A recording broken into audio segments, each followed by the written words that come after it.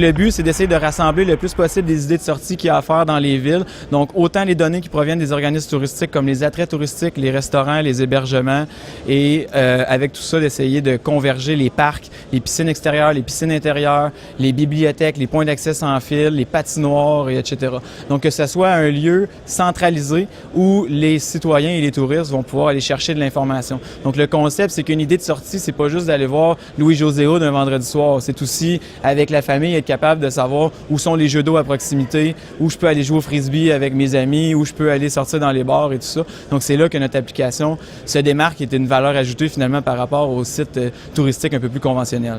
Ce qu'on le voit aussi avec les villes aujourd'hui, ce qu'ils trouvent vraiment le fun, c'est que c'est un point central. Donc, tantôt, on parlait avec des gens de Québec où ils nous disaient « mais c'est bien le fun à Québec, quand je me cherche quelque chose à faire, il y a tous les différents arrondissements.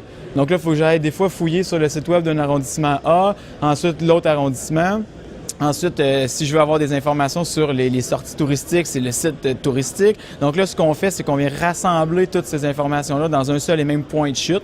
Puis là, on espère être capable de pousser vraiment des idées de sortie en fonction de la saison, en fonction de la température, de l'heure de la journée. Et donc, un paquet de paramètres là, comme la température, la météo, c'est super intéressant. L'avantage de notre application, c'est que s'il fait beau, un vendredi après-midi, puis il y a des vents assez forts, on va vous dire peut-être, bien, sortez votre cerf-volant puis allez faire un tour au parc.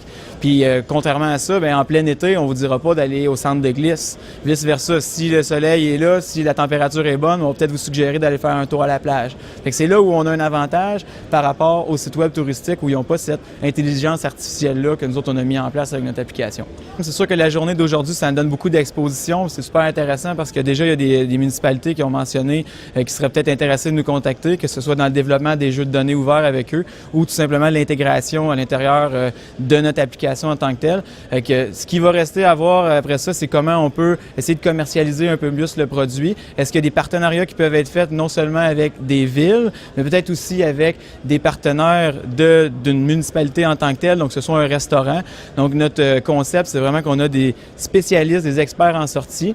Et ces experts en sortie-là pourraient recommander un restaurant par rapport à un autre s'il y a par exemple, des partenariats qui sont faits avec notre application puis certains partenaires de la région. On a beaucoup d'idées de développement en termes au niveau de la géolocalisation. On a des idées de développement, que ce soit au niveau des réservations en ligne, des restaurants. Éventuellement, quand on parle de l'hiver, quand on parle de l'été, bien, à l'hiver, on a les conditions au niveau des centres de glisse, les conditions au niveau des pistes de ski.